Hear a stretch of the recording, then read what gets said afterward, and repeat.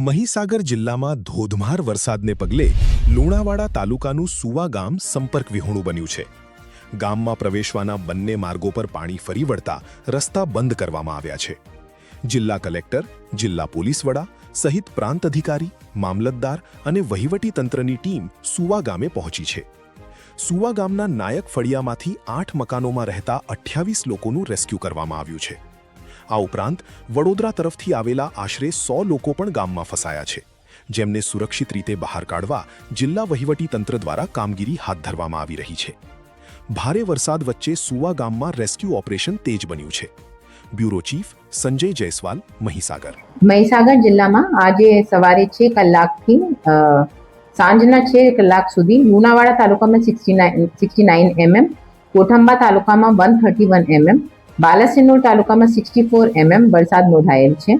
લુણાવાડા તાલુકા તેમજ કોઠંબા તાલુકાના ગ્રામ્ય વિસ્તારમાં ભારે વરસાદના કારણે કોતરોમાં વધુ પાણી આવતા સુવા ગામના નાયક ફળિયામાં ઘરોમાં પાણી ભરાઈ ગયેલ હતા અને નાયક ફળિયામાંથી 31 માણસોને અને પશુઓને સફળતાપૂર્વક રેસ્ક્યુ કરીને સ્થાનાંતર કરવામાં આવેલ હતું, જેમને ખોડા આંબા પંચાયત ભવન ખાતે વિસ્થાપિત કરવામાં આવેલ છે, તેમજ તેમને જરૂરી પ્રાથમિક સુવિધા આપવામાં આવેલ છે। સુવા ગામનો મુખ્ય માર્ગથી સંપર્ક તૂટતા સુવા ગામમાં વેદરાજને ત્યારથી બહાર ગામથી આવેલા 100 જેટલા લોકો ફસાયેલ હતા।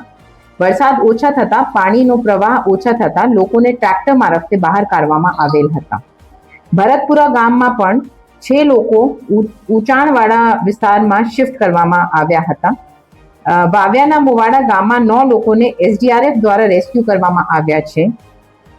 આ બધા લોકો શેલ્ટર હોમમાં પ્રાથમિક સુવિધા એમને જેવી કે અમારા હેલ્થ ફેસિલિટી અને ભોજન ઇત્યાદિ એટસેટ્રા વગેરે બધું ઉપલબ્ધ કરવામાં આવેલ છે।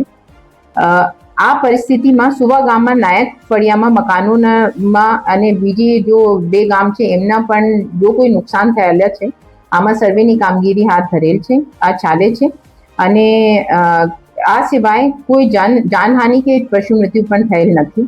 રેસ્ક્યુ કામગીરીમાં પોલીસ, મહેસૂલ, પંચાયત, નગરપાલિકા લુણાવાડાની ફાયરની ટીમ તથા SDRFના અધિકારીશ્રી કર્મચારી સ્થળ ઉપર સતત હાજર રહેલ છે।